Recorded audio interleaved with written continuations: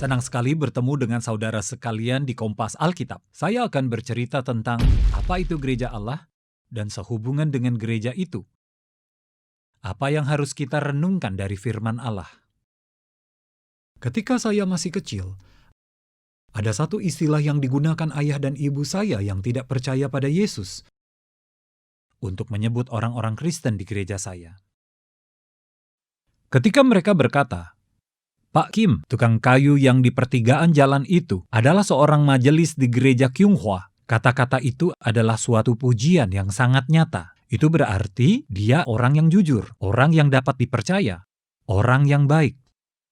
Itu adalah cara orang-orang non-Kristen mengungkapkan orang-orang Kristen di Korea, tidak lama setelah Injil masuk ke Korea. Namun sekarang ungkapan seperti itu telah benar-benar hilang. Karena pandangan orang secara umum terhadap gereja dan orang-orang Kristen telah berubah.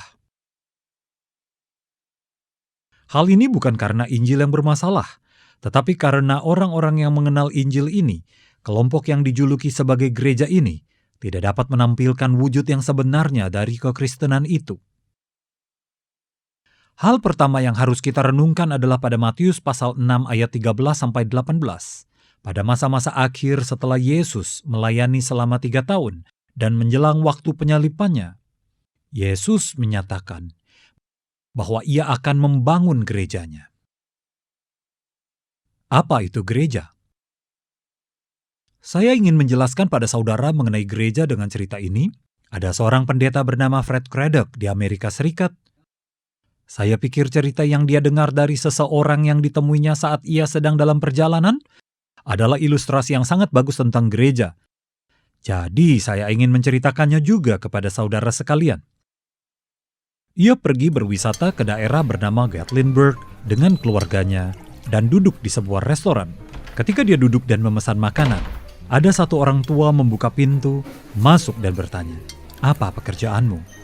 "Saya pendeta." Lalu orang tua itu mengatakan, "Jika engkau seorang pendeta, ada satu cerita yang saya ingin sampaikan." Orang tua ini mulai bercerita bahwa dahulu ada seorang anak yang lahir di luar nikah di sebuah desa kecil di negara bagian Tennessee Selatan. Anak itu tidak punya ayah, juga keluarga. Ibunya yang masih muda selalu menangis dan depresi. Tidak ada saudara atau keluarga sama sekali. Saat anak ini bertumbuh, ibunya selalu menangis dan depresi. Dia bahkan tidak tahu siapa ayahnya. Dan jika dia bertanya, ibunya selalu marah. Dia bahkan tidak mempunyai teman di lingkungannya. Anak itu benar-benar kesepian. Walaupun ibunya adalah penyendiri, tapi anak ini terus bertumbuh dalam situasi yang demikian. Sampai suatu hari ia mendengar cerita dari anak-anak di kampungnya. Ceritanya ada tentang seorang pendeta baru yang datang ke gereja kecil di desa itu. Katanya pendeta itu sangat baik. Anak yang hidup dalam kesepian dan kesulitan ini ingin pergi ke gereja tersebut. Namun ia tidak bisa pergi ke sana, karena di sana ada banyak orang berkumpul, dan dia tidak pernah berada di suasana yang seperti itu. Kemudian dia terpikir satu ide. Ia akan menyelinap masuk secara diam-diam setelah orang-orang masuk ke gereja, dan ia akan keluar gereja sebelum ibadah berakhir, sebelum orang-orang keluar, sehingga dia bisa pergi tanpa perlu berpapasan dengan orang-orang. Ia mulai datang ke gereja minggu pertama, kedua, dan ketiga. Setelah 1 bulan, 2 bulan, 3 bulan, anak ini mulai membuka hatinya terhadap firman Tuhan. Suatu hari, ia beribadah dengan sangat kusuk. Dan ketika ia mendengarkan khotbah, dia merasakan anugerah yang mendalam hingga meneteskan air mata dan menangis. Ia tidak sadar bahwa waktu ibadah telah berakhir.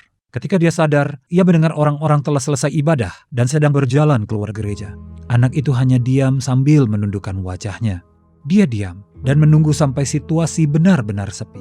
Namun saat situasi sudah sepi, seseorang datang mendekatinya.